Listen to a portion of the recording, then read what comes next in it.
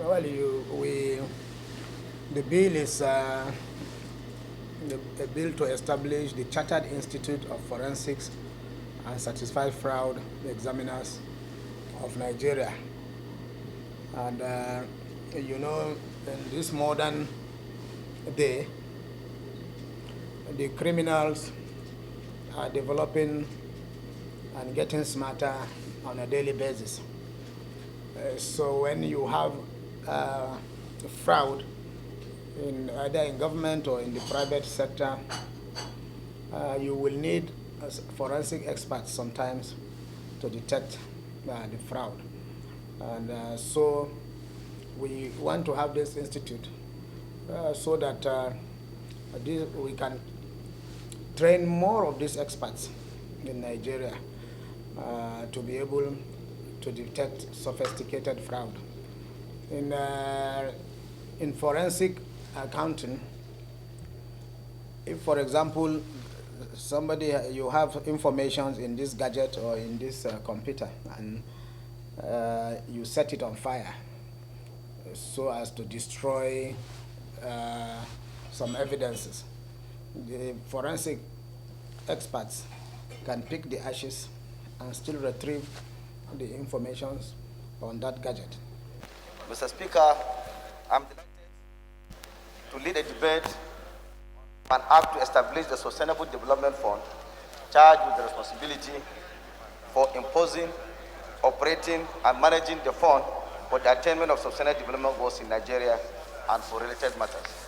Mr. Speaker, I want to say that Nigeria is one of the countries in the world that is operating sustainable development goals. In fact, you could recall, Mr. Speaker, that the Millennium Development Goals expired in the year 2015. Since then, in 2015, up to this moment, Sustainable Development Goals has taken place. It is tagged Agenda 2030, meaning that the Sustainable Development Goals itself will expire in 2030. Another form of goals will be replaced by that time. Mr. Speaker, the Sustainable Development Goals is wider in scope than the Millennium Development Goals. And for the purposes of my colleagues to understand the Sustainable Development Goals, the goals is made up of 17 goals. Mr. Speaker, I would like to read just few of the goals. Number one, Sustainable Development Goals is meant to end poverty in all forms everywhere in the world. Secondly, is to end hunger, achieve food security and improve nutrition, and promote sustainable agriculture. 3, ensure inclusive and equitable quality education and promote lifelong learning for opportunities for all. 5, ensure access to affordable, reliable, sustainable and modern energy for all. Promote sustained, inclusive and sustainable economic growth. While 7, reduce inequality.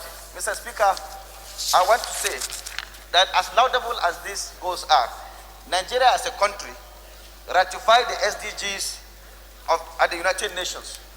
Also took immediate steps to distill the development framework of the country.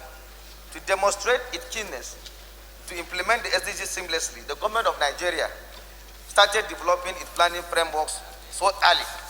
And I want to add, Mr. Speaker, that the Vice President of the Federal Republic of Nigeria, Professor Yemi Osibanjo, inaugurated the Nigeria Private Sector Advisory Group aimed at mirroring the global private sector on the 28th of February 2017.